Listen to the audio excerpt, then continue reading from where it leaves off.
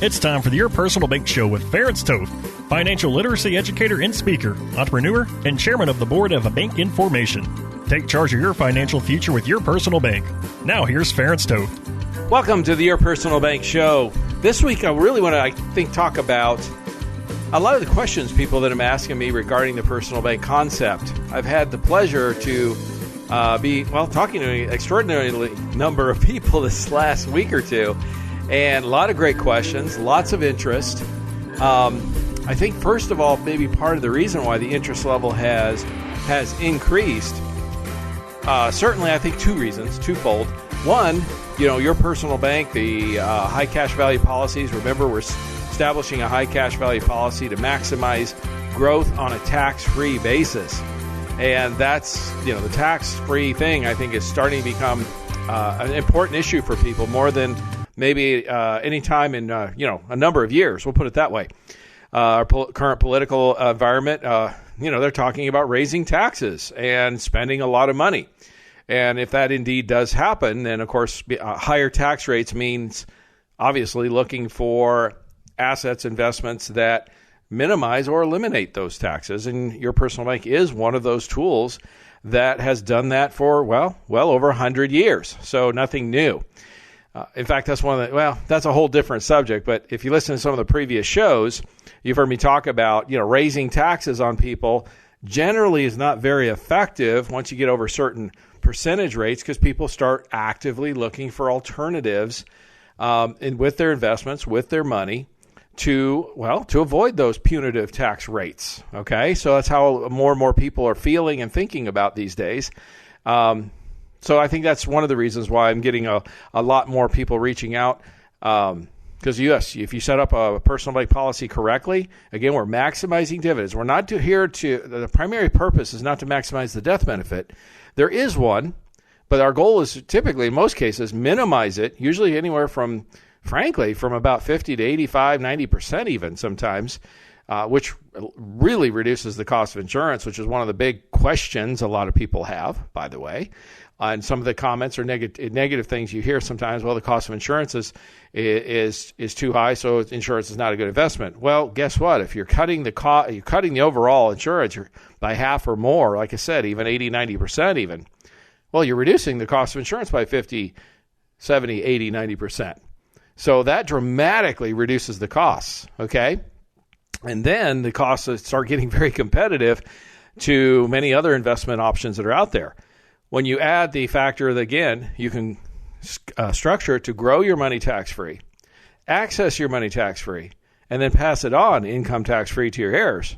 Again, it has to be structured correctly to do all those things, but certainly we do that, obviously. That becomes very interesting to a lot of people. So if that is of interest to you, contact me at yourpersonalbank.com to get some more information, or be happy to schedule a free, no-obligation consultation. You can see how this could really work for you.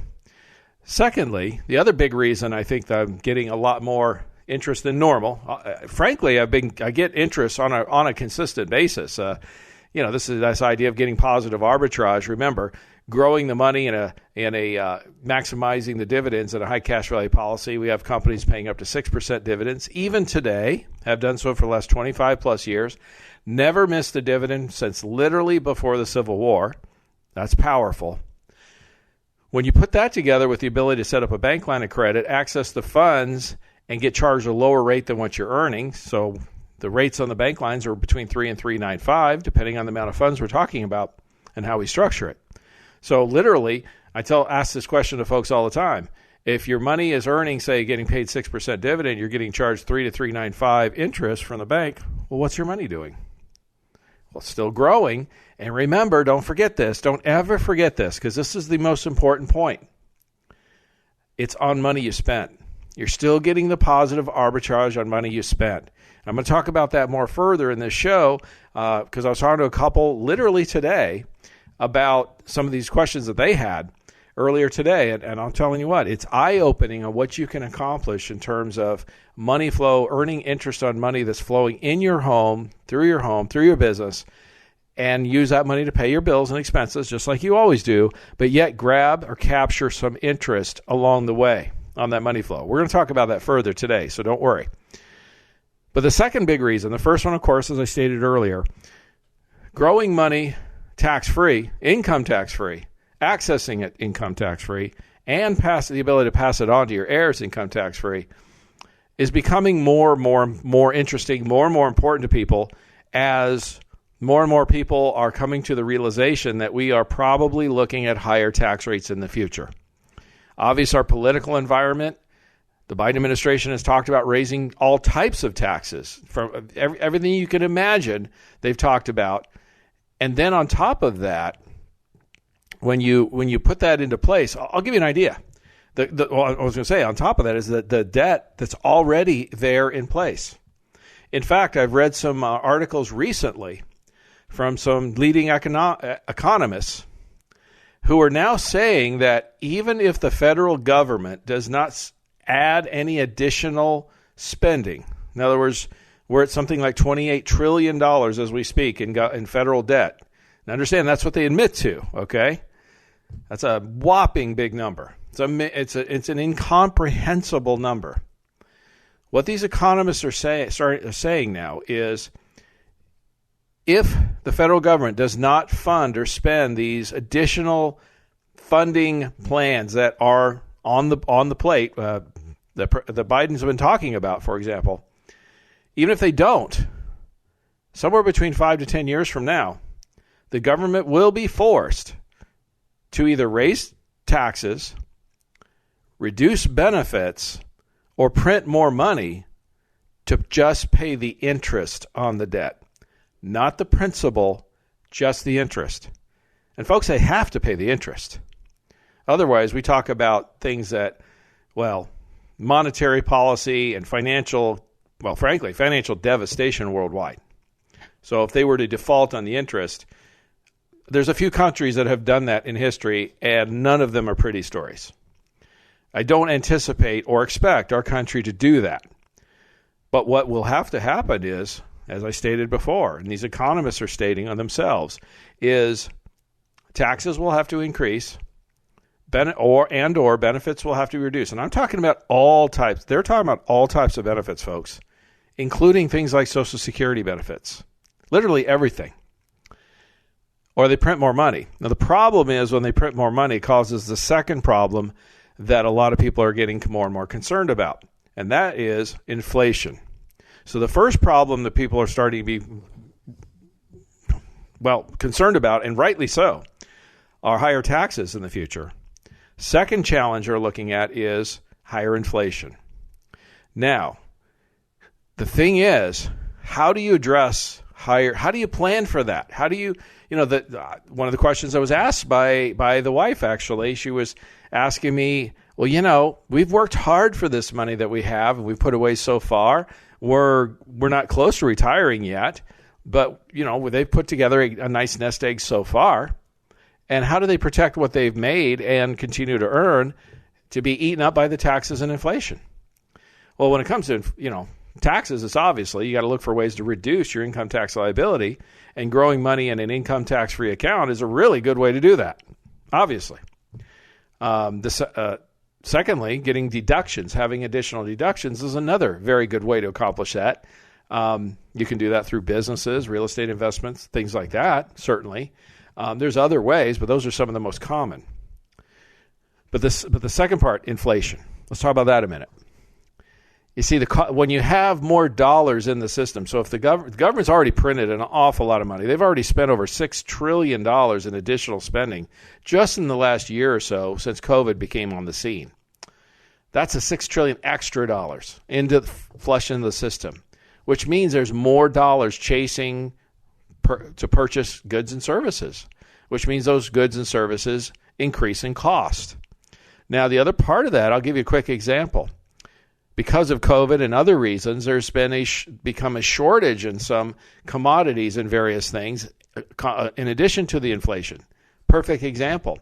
One of my contractor clients I was speaking to recently, he said, last year, a sheet of plywood was $9 at Home Depot. Today, it's $43. Folks, that's in 1 year. So when you have the cost of things increase like that because of inflation and some shortages, that's one of the reasons why real estate has gotten to be so expensive in new buildings, certainly. I mean, if it costs X more dollars to build build a house, then the cost of the value of existing houses increases also. How do you offset that? How do you combat that and try to mitigate that? Because historically speaking, I think most people understand this. Things like the stock market don't fare very well. Most things in the market don't fare well with higher inflation. You know, company profits tend to suffer, which means stock prices tend to suffer. Now, that's not across the board. That's just a generalized statement. But certainly it's something that a lot of people, frankly, should and need to be concerned about. So what are some of the good ways to mitigate that, offset that risk? Well, you invest in tangible assets, okay? And one of the best tangible assets out there is real estate because, as I stated earlier, the value of the property will typically go up when you have higher inflation. Another one of the second way is invest in interest rate sensitive assets. Now, one of the things I want to touch on before I get to the interest rate sensitive assets, by the way, your personal bank is one of those. In fact, I want to touch on this while I brought it up. Think about this. Those of you that remember higher interest rate environment, you know, you got to go back over a decade before we even see, prior to 08-09, since we've seen even what would be considered a normal interest rate environment. And the dividends I was telling you about with the high cash value policies today are paying upwards of 6%. Prior to 08-09, pretty much all of them were paying 8%. Gives you an idea what a normal interest rate environment. When we go back a little further, you had a higher interest rate environment. See, you could get a CDs in the double digits. The dividends were paying in the double digits with these policies too because they're highly interest rate sensitive. So if inflation kicks up, you can pretty much expect higher dividends because, again, they're highly interest rate sensitive. Okay? So again, tangible assets and highly interest rate sensitive assets. And a lot of stocks and things like that really suffer in a higher interest rate environment. Bonds tend to do well. They're more interest rate sensitive. CDs, bank monies, those kinds of things do well. Dividends, personal banks, policy dividends do well. Okay? But I want to touch on one other thing in the next segment, so stay tuned about tangible assets, because I hear this all the time, and I'm going to share a thought that's not talked about very often, and it's not very popular. I'm going to tell you that, but you need to be aware of this, so stay tuned. For more information on Your Personal Bank, feel free to contact Ference at yourpersonalbank.com.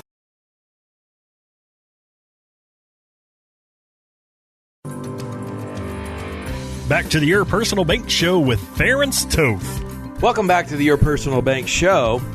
Today I'm really talking about some of the reasons why I've seen a real uptick in folks reaching out to me interested in learning more and establishing personal bank policies, and then accessing the bank line, accessing the funds through the bank line to create the positive arbitrage. Remember, we set up high cash value policies. We got companies paying 6% dividends or more since the last 25 plus years and never missed a dividend since literally before the Civil War.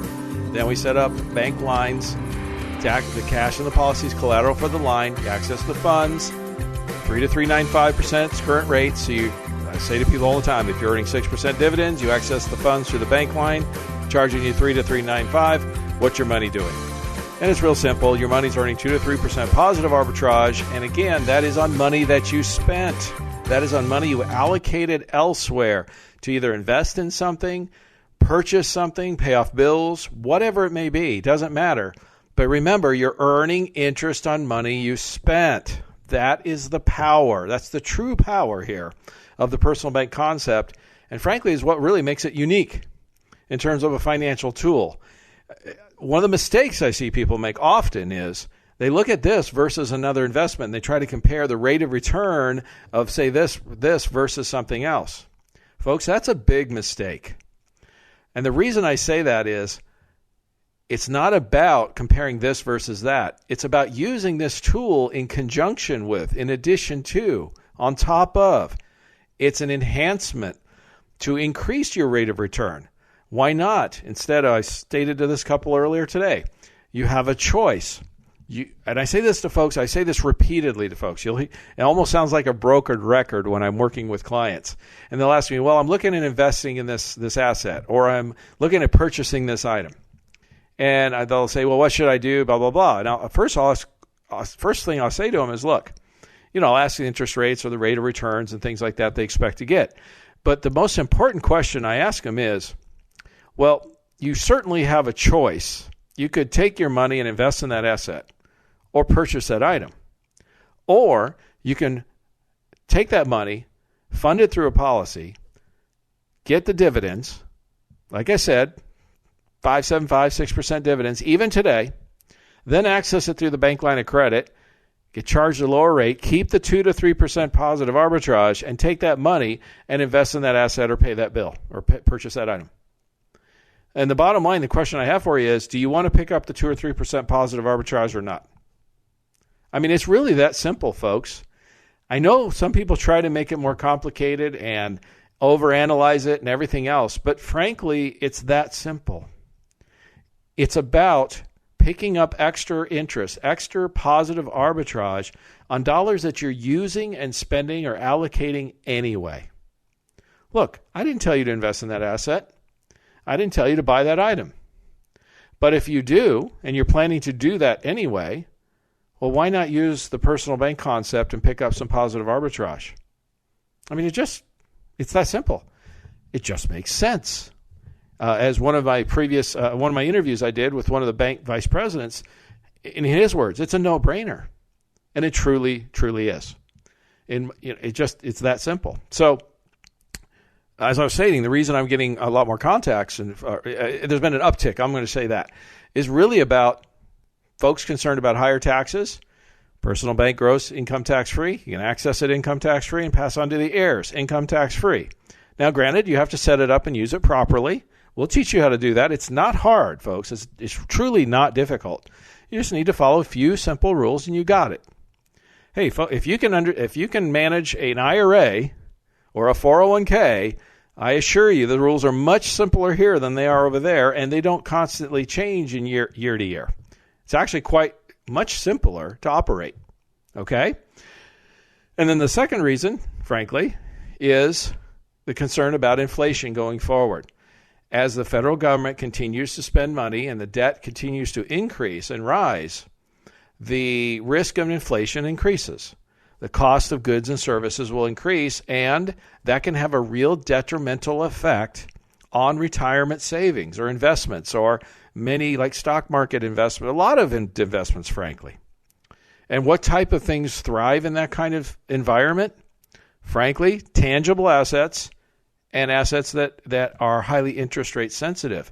Because again, tangible assets, if there's more dollars chasing those assets, like, for example, a piece of real estate, that property will tend to go up in value because there's more dollars, more people wanting to buy it and willing to spend more money because they have more money. There are more dollars available. Secondly, the second thing is, of course, the interest rate insensitive investments. When interest rates rise, their returns rise. And I talked about often where your personal bank dividends, like I said, we have companies paying 6% even today, haven't paid less than that for the last 25 plus years. Never missed a dividend since before the Civil War. I know you're probably going to get tired of hearing me say that, but I have to say that repeatedly because it's so uncommon and uncommonly known. In fact, that's one of the number one surprising things I get told when folks reach out to me and first talk to me. They'll say, I had no idea until I heard you mention that they've never missed a dividend since before the Civil War. And I had no idea there were companies out there paying 6% today even.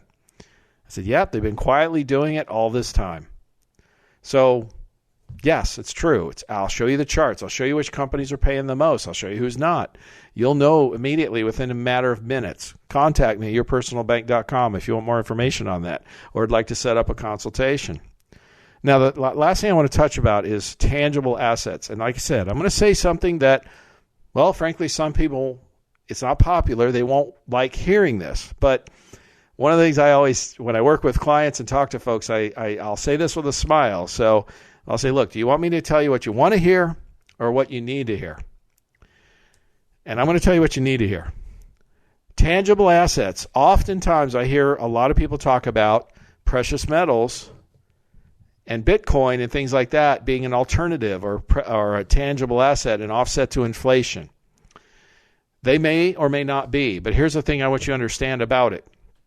When things hit the fan, when things get really tough, we have history. History doesn't repeat itself, but it certainly mimics. Perfect example. During the Great Depression, a lot of people were investing in gold as a asset with value. And what did the federal government do? Because they weren't able to control it. They made it illegal. They confiscated it. Roosevelt did that. Based on what we've seen with our government, particularly this past year, what makes you think that if there's an asset out there that they don't feel like they can control, that they're not going to confiscate it or make it illegal? And I've already heard this from some folks, and I have an example. Today's gold or asset out there are the cryptocurrencies. A lot of people say, well, it's not subject to the federal government, all these other things. People, here's something I want you to understand. About 2 weeks ago or so, Turkey banned Bitcoin. It's illegal. My point is simple. What's to say if too much assets go there and the federal government feels like they don't have enough control, they couldn't do the same thing? That would destroy the value of that asset overnight. I'm not saying they're going to do that. I'm not saying that's going to happen. But what I am saying is you have to recognize that risk, that potential. And we have an overzealous and an overactive federal government that, frankly, since COVID, has taught many of us, including myself, don't be surprised by anything. Stay tuned for the next key points I'm going to make, so you don't want to miss it. For more information on Your Personal Bank, feel free to contact Ference at yourpersonalbank.com.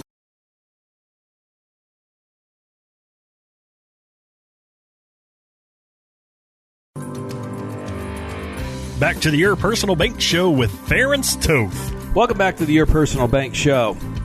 I'm really talking about some serious stuff here today.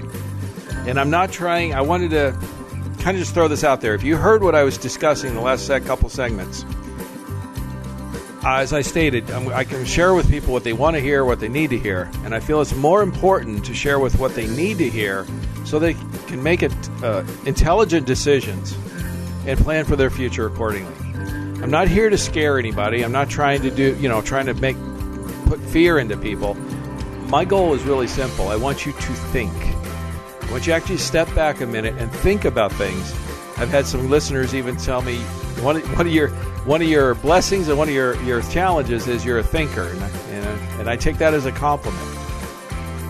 When I was stating, what do you do? Because I'm getting this question now over and over again about what do I do about higher taxes and higher inflation? Because it looks like that's what we're going to be facing going forward. And if our federal government continues down the path that they're going in terms of printing money and spending like a drunken Navy, I used to say it was a drunken army or drunken sailor. Now it's a whole drunken Navy, and no offense to the Navy. It's becoming increasingly likely that's exactly what's going to happen. And again, well, you invest in things that don't have income tax. You know, a lot of people, if we do indeed have a higher tax scenario in the future, are going to have very rude awakenings and are going to be very sad about what the value is of their IRAs and 401ks in terms of what they get to keep.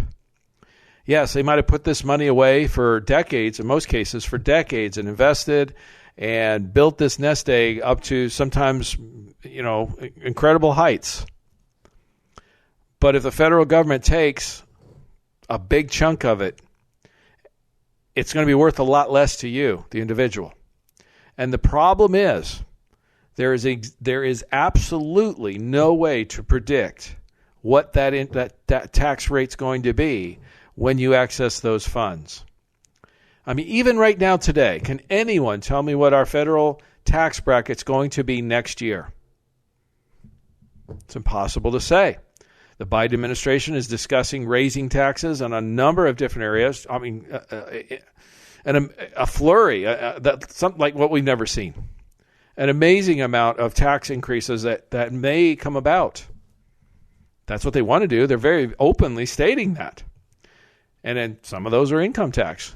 Now, I understand the political aspects of what politicians say, that no one over $400,000 or $200,000, depends on who you talk to, will pay one dime more in income tax. Folks, I find that extremely difficult to believe because, and I'm not talking, this isn't a political statement. This isn't a partisan statement, I should say. It's a political statement. And it's true for politicians in general, irregardless of what side of the aisle they are or what they believe. Politicians tend to make a lot of promises, and they say a lot of things to get pet projects passed, laws passed that they want to see done. And they will say things and do things to make it sound like or look like or seem like this is a good idea or a benefit or whatever, or this won't affect you, it'll only affect them. You know, let's be honest. How many times has a politician said or the government said that this is going to work this way, and it ended up having a whole different result and a whole bunch of unintended consequences or a whole bunch of stuff in the fine print that people later say, oh my gosh, I had no idea it would be like this. In fact, I would say that as much as go far as say this. The American people, in general, pretty nice folks, okay? But nice to a fault sometimes. In fact, I would say many times, particularly when it comes to politicians of all stripes, amazingly gullible. How gullible are we to actually believe anything that just about any politician says today? I mean, look at, there's so many examples I could go to of what they, let me go back in history to one. And this isn't a new thing, okay? So I don't want to make it about current politics because a lot of people get really heated about that.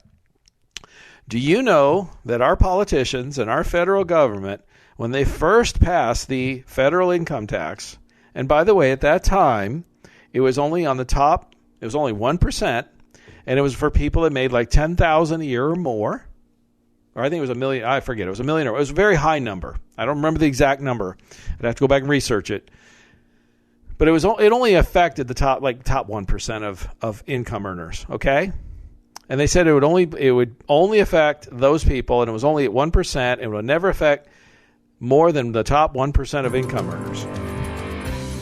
And the next year, it went up dramatically higher, like more than double. 1 year. It just took them 1 year to break their promise.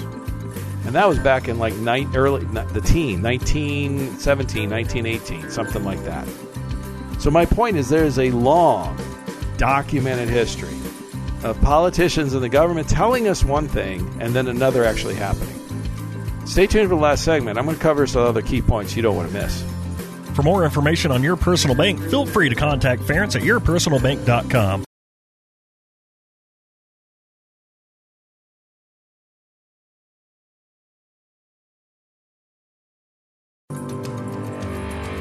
Back to the Your Personal Bank Show with Ference Toth. Welcome back to Your Personal Bank Show. We're going to wrap this up, but we've been covering some really serious topics today. What we've been really covering are things like, and some of the common questions I've been getting recently, a lot of is, what do we do with higher taxes, higher inflation that very likely look like they're coming up ahead of us in the future? I've talked about the higher taxes. It's obvious. You want to invest in assets that basically grow income tax free. You can access them income tax free and pass them on to your heirs income tax free. That's how you'll be able to grow, keep, and pass on wealth. To diversify into a bucket that's tax free like that, extremely important. Your personal bank is one of those tools, and frankly, one of the best tools, particularly not only growing and accessing, but then also passing it on. It's second to none, frankly. And if you're concerned about future tax rates, you really need to contact me at yourpersonalbank.com, and we can discuss. There's no obligation, there's no cost, how this could impact you or benefit you, and creating an alternative bucket of money. That's one of the things I've been talking about a lot. It's a diversification. So that's the other thing. I've talked about, and then inflation. You want something that's a tangible asset like real estate typically, or an interest rate sensitive investment, things like bonds, bank money, CDs, your personal bank, dividend type accounts. Again, higher interest rate environments, dividends were double digits. Okay, even not that long ago, prior to 809, typical dividends in these policies were 7-8%. Okay, that was in a normal interest rate environment. They're still 6 today, and that's incredible when you consider what dividends are on the typical bond today. Or look at bank money. What's a CD rate? You've been in a bank recently and see what they're paying on your bank account interest? It's next to nothing. So my point is, that's how you kind of offset ways to help alleviate some of those things. Oh, I didn't even touch on this. Personal bank policies happen to also be insured, guaranteed, and tax-free. That insured and guaranteed that with the underlying guarantees that you have makes it a powerful diversification tool, a powerful asset for assets that are not guaranteed, like most people have. They're overly weighted in risk assets that could be impacted dramatically by taxes and inflation, for example, or other economic factors, right? So having that other bucket of money, that diversification, just makes a lot of sense. And I guess what I'm going to say is, when you go into periods of more uncertainty or change, like it clearly looks like we're going to be doing, having a diversification strategy makes even more sense, because one asset class might thrive while the other might suffer. It's that simple. I was talking to a new client literally this week. She was an attorney, owns her own law firm, very successful, very intelligent, very sharp person, and but not. Let's put it this way. Like most professionals, this is what a lot of people don't realize. She's a very successful attorney, very intelligent, very successful business person, but not necessarily the strongest in the financial arena. And I'm not saying that to be mean or anything. It's just not her area of expertise, which is very, very common. A lot of people think just because you're successful in one area, you're successful in others. Actually, that's more uncommon than you think. It's actually the exception to the rule to be successful in multiple areas. In fact, most of us understand this when you go to, say, you meet with an attorney because you have a legal situation. One of the key questions to ask any attorney is, well, what's your area of expertise? Because most people understand the law is so vast that it's impossible for any one person to be an expert in all those areas. Okay? So attorneys tend to specialize. Yes, you have your general practice attorneys that handle basic, simple things, the more common things, I should say. But if it comes to a specialty, they'll tend to refer you out. Doctors certainly do that. Most of us understand that very well with doctors. You go see your primary care physician who handles the more general, basic things. But when you have a specialty medical situation, what do? They refer you out to a specialist. So, finances, business, diversification, building money tax-free, guarantees, safety, eliminating market risk, creating positive arbitrage, taking control of your money, building for retirement, making sure you have, run out of money. Those are my strengths. Those are my specialties. Okay? So we were discussing, and looks like she's going to become a new client. We were discussing the numbers, showing how the personal bank and all that would work. But what I found interesting is where she really, really perked up. She was very interested in all that. Don't get me wrong. But when I started kind of taking the more holistic approach of her entire financial picture, and as I shared with her, I said, because she was very concerned about future taxes, future inflation, things like that, how to make sure she'd have enough to retire, make sure she didn't run out of money in retirement. That's obviously a main concern most people have for retirement. It's studies have shown it's the number one concern. You don't want to run out of money in retirement. Will I have enough? And the problem most people have with answering that question involves three moving parts. One, we typically don't know you don't know how long you're going to live, do you? So that's an uncertainty. There's certainly averages, statistical averages, and things like that. But the reality is there just isn't any way to really know. No one knows how long you're going to live, including yourself. So planning for that, there's definitely a level of uncertainty there, right? The second one is, what's the return on your assets going to be? Again, for a lot of people, the vast majority I run into, that's a big uncertainty too, because they're investing in assets that vary. Most of their investments has a varying rate of return. They don't really know what the rates are going to be. Certainly there's average rate of returns, but as we've all heard, past performance is no predictor of future results, right? We've all heard that statement. And it is true. It's accurate. So we don't really know. We can guesstimate, use some averages, but we really don't know what the rate of return is going to be on our investments, unless you go into some things that have guarantees or guaranteed type returns. The third moving part, and the one that I find most people don't look at or rarely discuss at all, is what's the tax rate going to be on your investment monies when you access it. You see, if you have IRAs and 401ks, for example, the money in that account, for the most part, traditional IRAs certainly, for the most part, 100% taxable. And we're talking about the principal and the interest, all of it. Because in most traditional accounts, you defer the tax going in and you pay it on the way out. It's the seed paying taxes on the seed versus the harvest. I talk about this all the time. If you've missed it, if you didn't hear me discuss that, go to yourpersonalbank.com. You can listen to any previous recorded shows, and I have more than one show in there talking about should you pay taxes now or pay them later. I devote entire shows to that very topic. But my point is, again, that's one of my most common and most popular questions that I get. So if you're trying to plan for retirement, or you happen to be retired and you're trying to determine how much you're going to have to live on, you've got three questions that you can't really answer. One, how long are you going to live? Two, what's the rate of return on your money? And three, what's going to be the tax implications on that?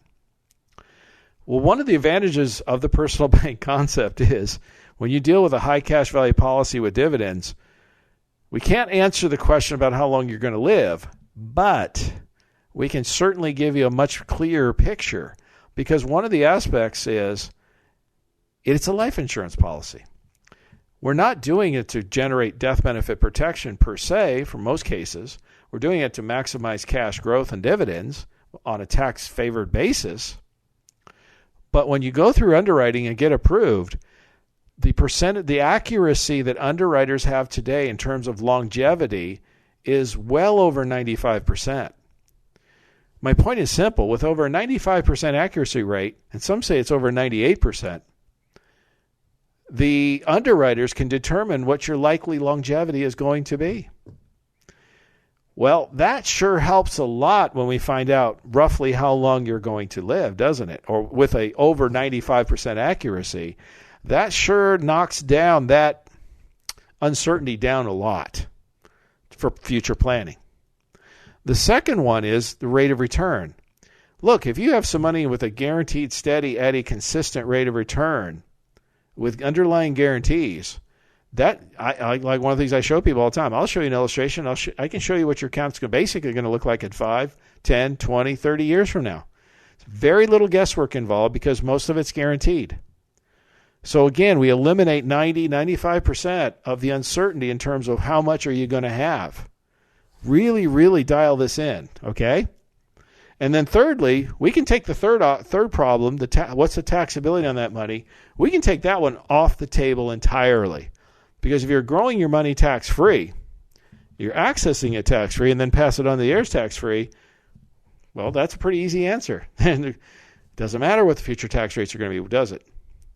In other words, we can start dialing in some certainty about how much money are you going to have? How long is it going to last? And will you have enough? We have enough money before you run out of time. See, we can really answer a lot of those questions, unlike what most financial folks do. And I'm not picking on them or anything. I'm just saying we can really bring some certainty into your financial picture, which I think helps tremendously for a lot of people, particularly those that are planning for or in retirement, because it brings in a degree of certainty that you didn't have before.